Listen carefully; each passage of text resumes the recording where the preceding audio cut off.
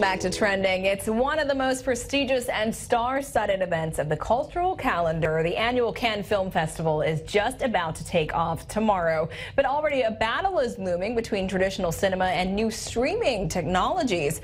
Our culture correspondent Maya Margit takes a look at the festival and why this might be the last year Netflix participates.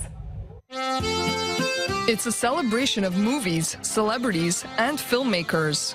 The 70th edition of the Cannes Film Festival is just around the corner, and 18 films will participate in the main competition, all vying for this, the coveted Palme d'Or, including Sofia Coppola's The Beguiled, starring Nicole Kidman, Elle Fanning, Kirsten Dunst, and Colin Farrell. I pray that the Lord see fit to restore the health of the wounded soldier.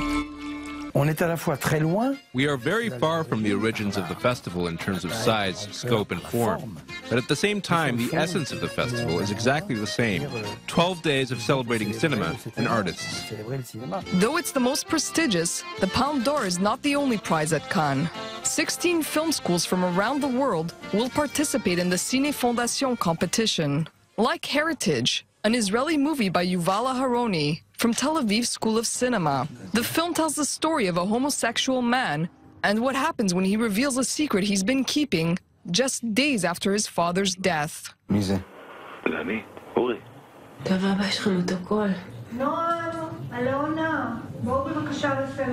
Aside from the main attractions, a storm is brewing at Cannes. A battle between traditional theatrical releases and new streaming technologies. 2 Netflix films are in the running for the Palme d'Or. But while this year is the streaming giant's first time in the festival, it might also be its last. A new rule will require films to be distributed in French movie theaters, something Netflix has resisted. French Federation of Cinemas is protesting the fact that these Netflix films may not be released in theaters. We've asked Netflix to reconsider its position. I believe movies should be released in theaters. Unless Netflix can commit to theatrical releases next year at Cannes, it might be left out in the cold and off the big screen. And joining us now in studio is Maya Margit herself, I-24's culture correspondent. Hey, Maya. So tell us a bit more about the festival that's kicking off tomorrow and about the roster. So this is a special year. It's the 70th anniversary of the festival. So there's a lot of special films being aired specifically for the 70th anniversary. And the Palme d'Or, the major award of the festival, is also special this year. Okay. It's inlaid with 170 diamonds. It's really fancy, as you can see on the screen. They designed it specially for this event. So whoever wins it this year is like a really lucky winner. Okay. You have 19 films competing for that Palme d'Or in the main category of the competition, including Okja, which is one of the 2 Netflix films that has drawn controversy, not for the films themselves, but because Netflix doesn't agree to abide by traditional French cinema rules. This festival is quite traditional in terms of they want theatrical releases. And we have a clip from the film Okja, which... Ooh, let's have a look. I took nature and science, and I synthesized.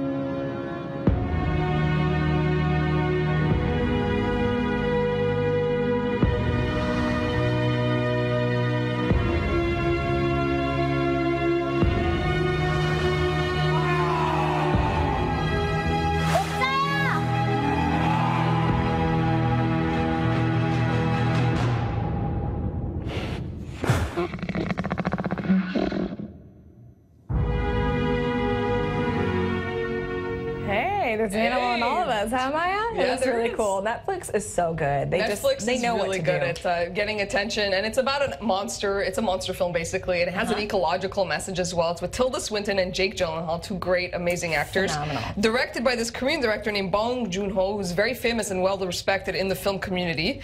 So that's one of the films that's going to be happening, a Netflix film.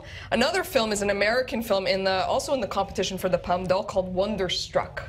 And this is an Amazon-backed film. Also interesting, you have Netflix and Whoa Amazon there. taking over traditional cinema a little bit. And it's with Julianne Moore and Michelle Williams.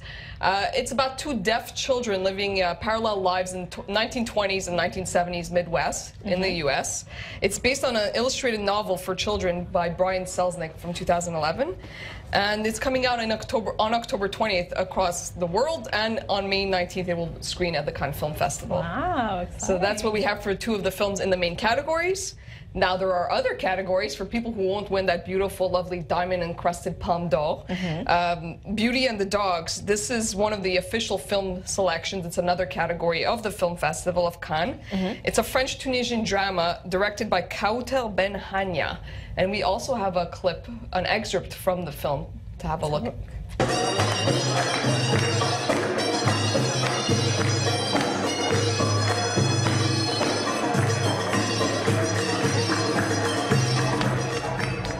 Okay, well, it looks really good. Thank you so much for coming here and giving us a rundown. Launches tomorrow, really exciting. Exactly. And I think everyone in the world should be jealous of who wins that prize, that Palme d'Or.